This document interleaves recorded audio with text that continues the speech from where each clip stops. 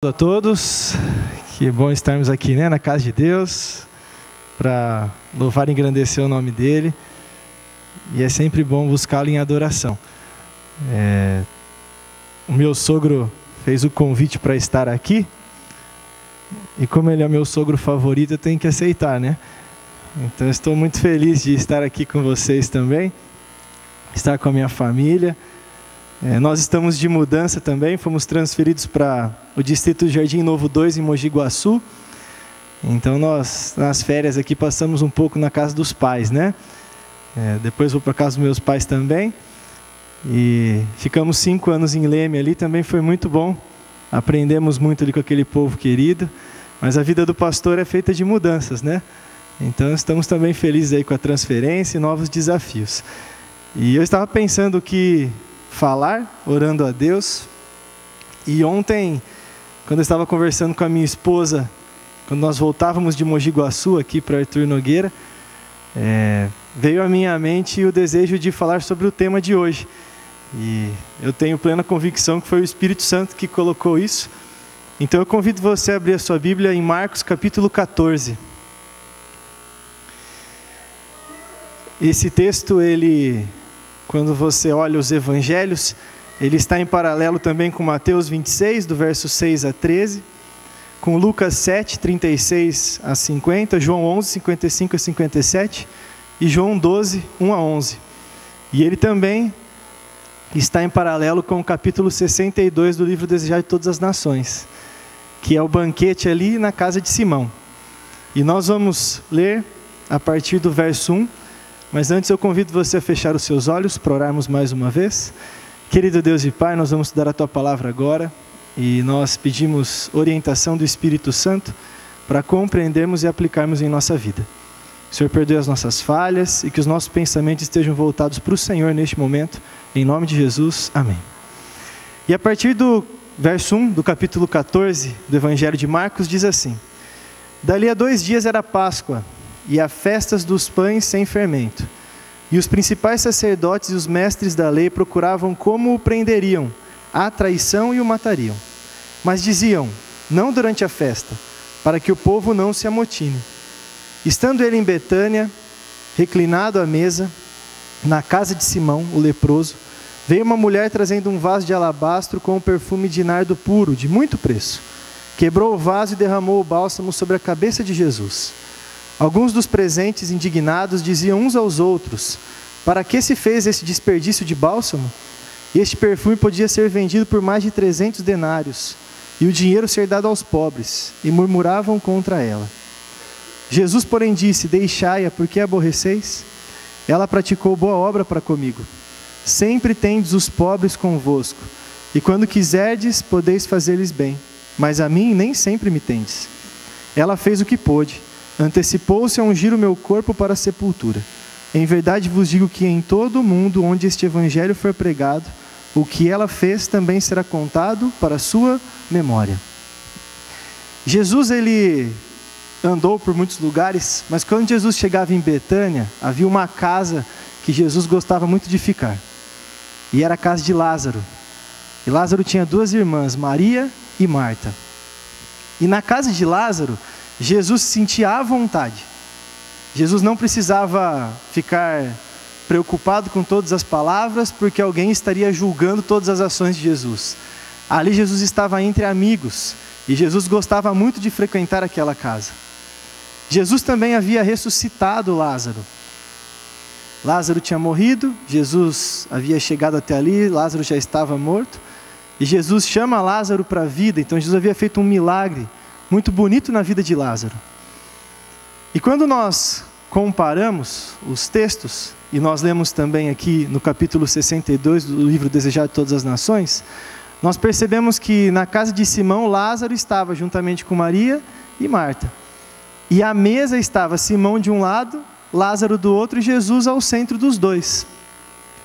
Simão era um fariseu, e Simão havia aceitado estar com Cristo, mas ele não reconhecia Jesus Cristo como Salvador ainda. Ele tinha um apreço por Jesus, mas ele ainda não estava transformado por Jesus. Mas E em vista do que Jesus estava fazendo e da fama que corria dos atos de Jesus, inclusive do que ele fez para Lázaro, Simão achou por bem chamar Jesus para a casa dele junto com muitos judeus. Então era um momento ali muito especial. Um momento onde Simão havia convidado Jesus. Jesus era um convidado especial para aquele evento ali. Só que quando nós vamos para Lucas capítulo 7, e se você for até ali, do verso 36 em diante, você percebe que Simão havia convidado Jesus, e quando Maria está ali lavando, os pés de Jesus com as lágrimas, porque ela havia derramado na cabeça de Jesus aquele perfume, na cabeça de Simão passava coisas terríveis com relação àquela mulher. E Simão olhava e pensava assim: se Jesus soubesse o que essa mulher fez, ele não permitiria que ela o tocasse. Ao mesmo tempo, nós também temos uma outra visão da história, que é a visão de Judas. Judas olhou aquilo e viu um perfume muito caro, 300 denários, e o denário era o pagamento de um dia de trabalho, então seria o valor de mais ou menos um ano de um trabalhador, quase um ano ali, e pela cabeça de Judas passou o lucro que ele teria com aquele dinheiro. Judas era o tesoureiro entre os discípulos ali. Judas tinha uma habilidade muito boa com as palavras e nas finanças também. Só que ele usava essa habilidade para o mal. E ele havia convencido os discípulos que ele seria a melhor pessoa para cuidar do dinheiro. Mas ele usava para benefício próprio. E não sobravam muitos recursos para que esse dinheiro fosse usado para ajudar as pessoas. E pela cabeça de Judas passou que ela estava desperdiçando um dinheiro. Só que as pessoas em volta de Judas, ele falava assim: poderia ser usado para os pobres, mas não era isso que ele queria. Ele queria usar para ele. Nunca na cabeça dele ajudar os pobres era algo importante, mas sim benefício próprio. Infelizmente esses pensamentos haviam acabado com todo aquele ensino que Jesus tinha dado para Judas. E ele estava julgando aquela mulher também. As pessoas ao redor com certeza ficaram observando e preocupados. O que Jesus vai fazer?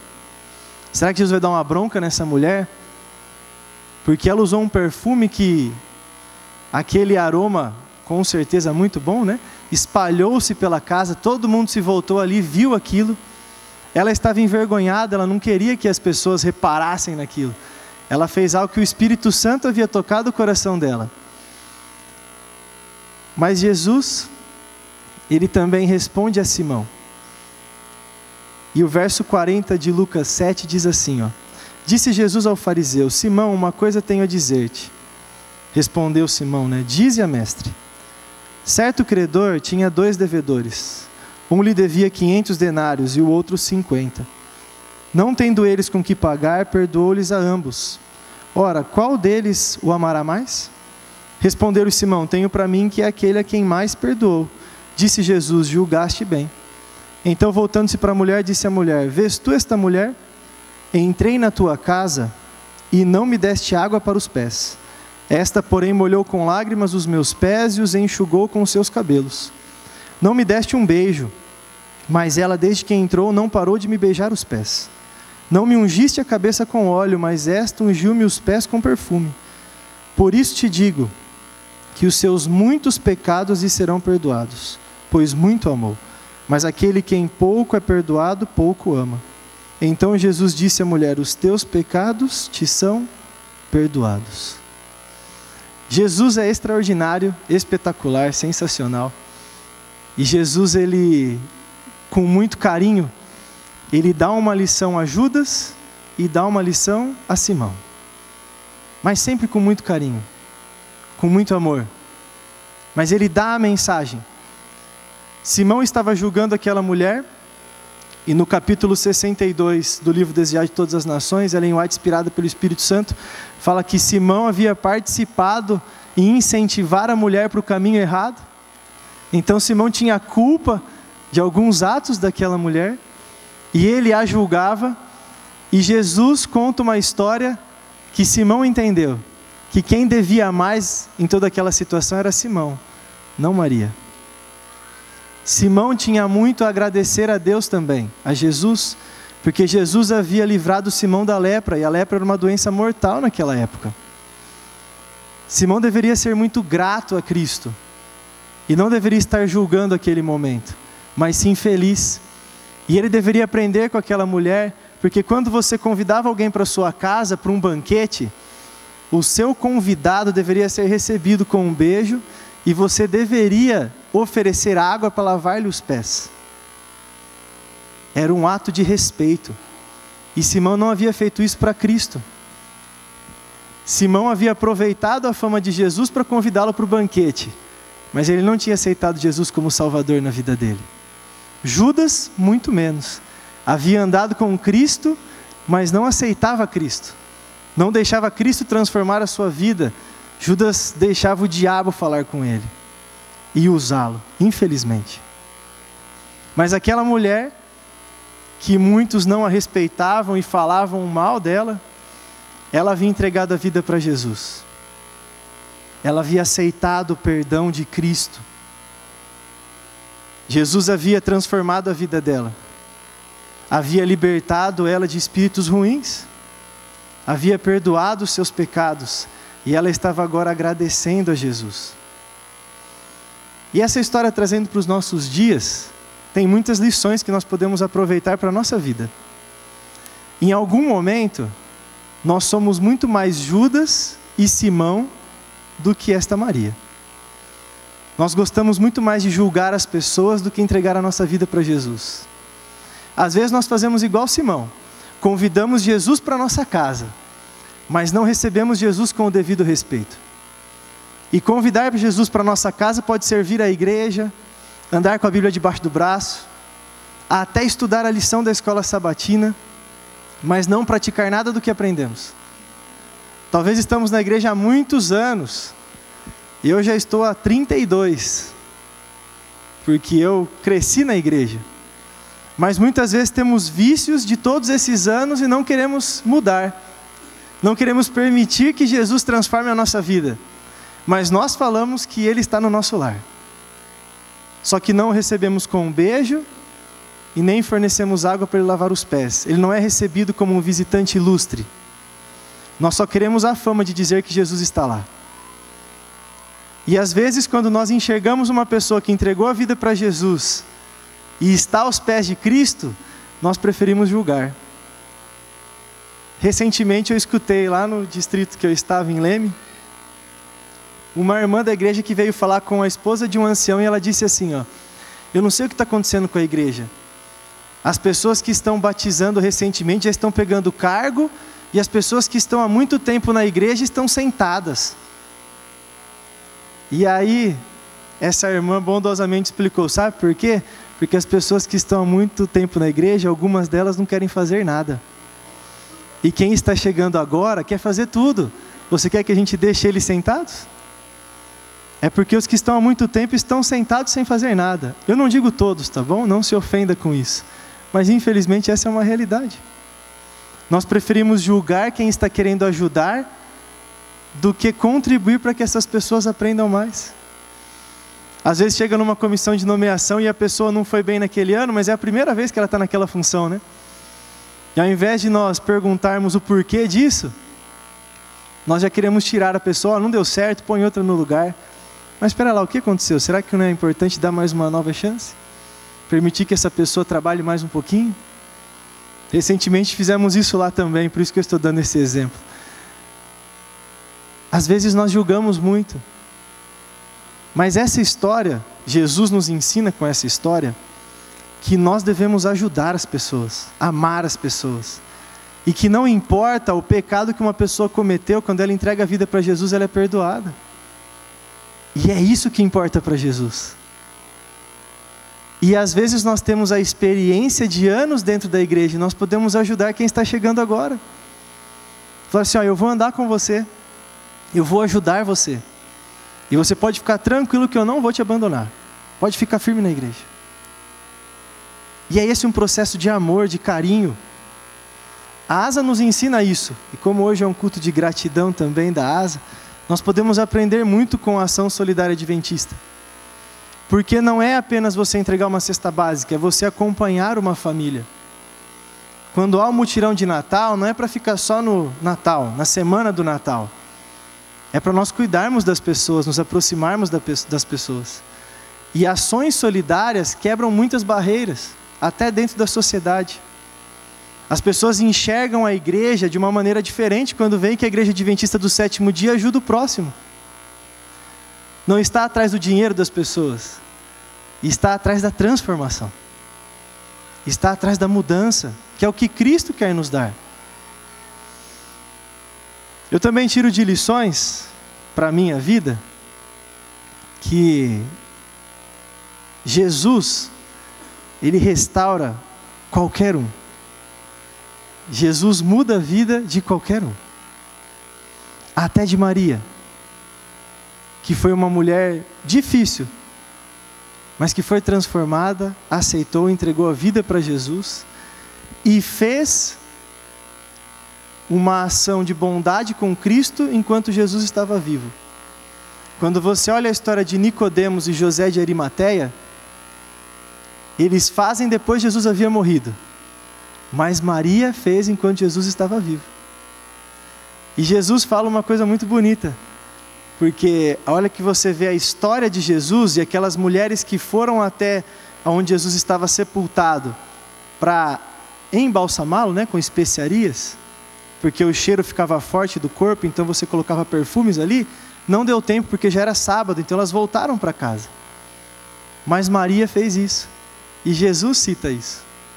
Ela já está me preparando para a morte. E Jesus fala que essa história deveria ser contada por onde o evangelho passasse a ser pregado. Nós devemos contar essa história para as pessoas e pensar e vivenciar essa história na nossa vida. Porque muitas vezes nós deixamos para fazer coisas boas depois que a pessoa morre. Você já viu pessoas do lado da sepultura chorando? Querendo um pouquinho mais de tempo para abraçar aquela pessoa, para cuidar, para perdoar, para pedir perdão? Uma das coisas terríveis da vida de um pastor é ter que fazer funeral, né? E eu fiz alguns lá em Leme. E eu falo em alguns funerais que existem dois sentimentos naquele momento, a saudade e o remorso. A saudade é você sentir a falta da pessoa, mas saber que você a amou enquanto ela estava viva. Agora ela morreu, não tem o que fazer mais. O remorso é querer voltar no tempo para fazer alguma coisa que não fez. E aí não adianta abraçar aquele corpo sem vida. Não adianta beijar aquele corpo sem vida, porque não resolve. Nós muitas vezes queremos que Jesus esteja na nossa vida, mas nós não o servimos com o devido respeito. E quando Judas fala para Simão isso, quando Jesus fala para Simão isso, Jesus está querendo dizer que nós devemos dar o devido respeito a Ele. Só que aí é enquanto nós temos vida. Existe um pensamento aí que é a vida após a morte, né? Que as pessoas têm uma chance depois da morte. Não existe isso, a Bíblia não fala isso. A Bíblia fala que nós devemos dar o melhor para Jesus. Maria deu o melhor, um perfume muito caro. Pensa aí, 1 ano de salário mínimo e um perfume que você compraria com todo esse dinheiro.